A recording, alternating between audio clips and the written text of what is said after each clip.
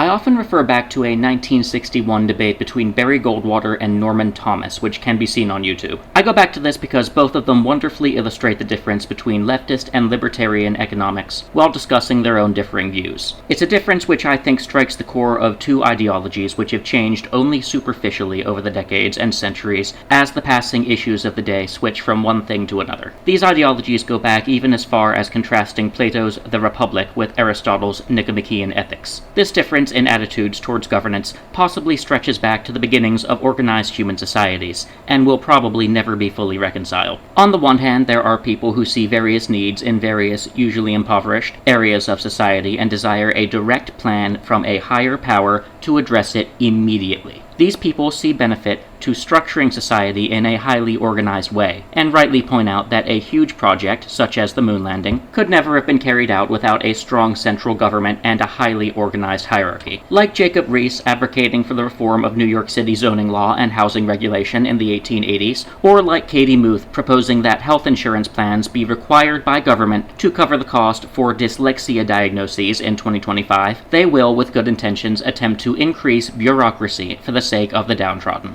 On the other hand, we see a group of people who are bastions of rugged individualism. We see people who rightly point out that taxes for the sake of welfare will necessarily not return 100% of tax revenue to the downtrodden because someone needs to pay the salary for the government employee who tallies all the money. We see people who recognize the inherent inefficiency of huge systems and insist that rather than free handouts to the downtrodden, we should reduce their taxes and at the same time eliminate all manner of social programs. They know how to spend their own money better than the government. If we saw a massive income tax reduction at the same time as eliminating SNAP benefits, not only would the people previously on SNAP get to keep more of their paycheck and use the difference to buy food without restriction, but also the people who never used SNAP to begin with would benefit from the lower tax paycheck. Also here, if all health insurance plans across the board are required to cover these dyslexia cases without regard for individual situations or for how much coverage each person really wants, the insurance plans will be forced to raise their prices for everyone across the board, even the large majority of people who do not have a dyslexic family member. An over-bloated health insurance system, which is already unaffordable for many,